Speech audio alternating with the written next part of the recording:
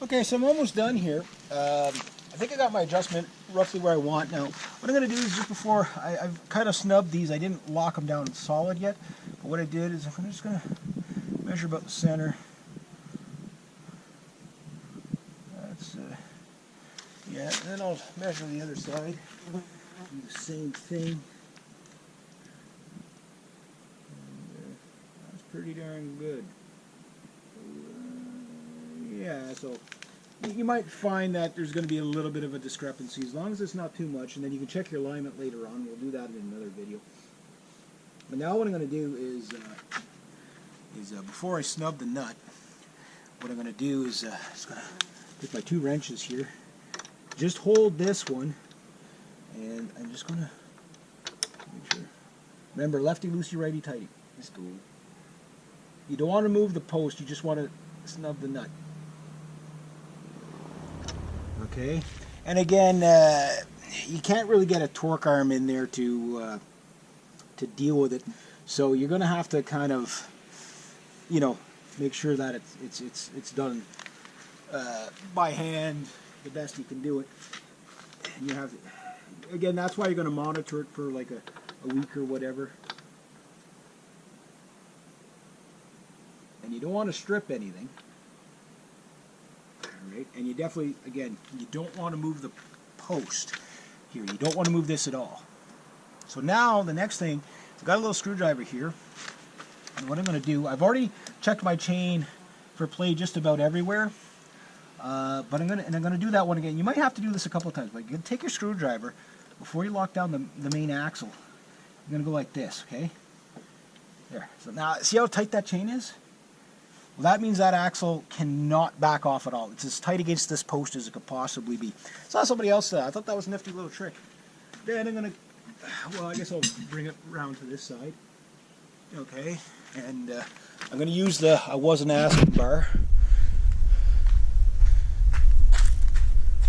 And hopefully you guys can see really well. So they call for 110 Newton pounds here, so or Newton meters, sorry. So lefty loosey, righty tighty.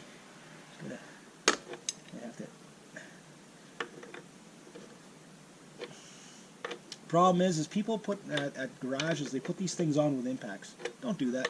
If you ever have to change your tire on the side of the road, trust me, manufacturer specs is fine, and you don't have to worry about the other side because it's being held in by the little block on the other side, so the axle can't spin. Watch your exhaust when you do this.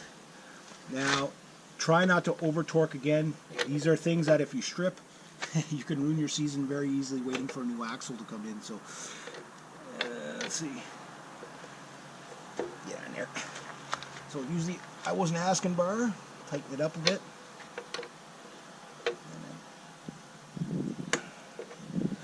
If you're doing it by hand,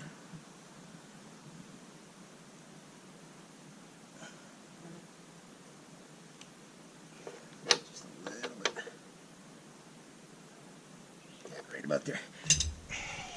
It's one of those things that you have to know by feel. It's that, okay, if I go one little more further, I'll strip it. And it's a feel that takes experience. Now, what you're going to do now, just to finish up, before you go for the test ride, and if you notice any wobbles or high vibration, come back and redo it. But before we go out there, what we're going to check now is we're going to roll this back. Take our screwdriver out. The whole point of that is that it puts tension on the chain to keep the axle sucked forward, so that there's no possibility of this axle just coming out just a little bit, so when you're riding then it's slapping around. But now what I want to do is, that's about right. Like I say, it'll run loose in one area over another.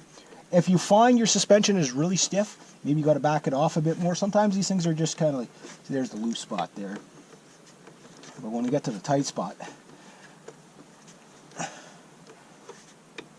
and just feel from the same center line. You can use your tire as a reference point wherever. So right there's about the tightest spot on the chain. Grab my tape measure. Wipe my hands down.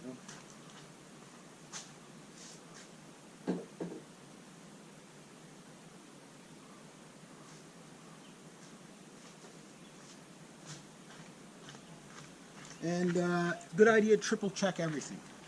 So I'm going to, just triple check for tightness on these, make sure nothing moves.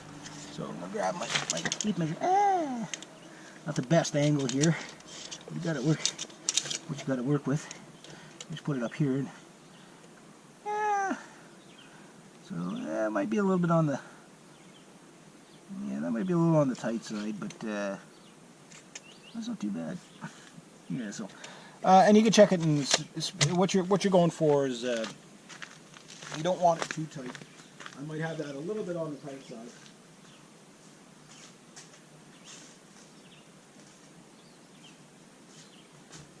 Now you can get really fancy with these. You can buy all kinds of weights and stuff. I don't have that kind of money, so you pull it down, you pull it up. It might be a little on the tight side, but that's not too bad. Now what I'm going to do is I'm going to lower the bike. Gently. There. A lot easier if you have the proper stands, but if you don't, you're going to make do with what you got.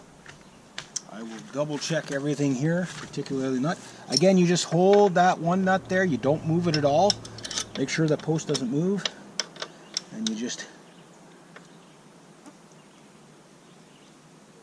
Yeah, it's about as tight as I'm going to get it. If it's adjusted properly, you don't have to worry about them coming loose too much, but just monitor it anyway.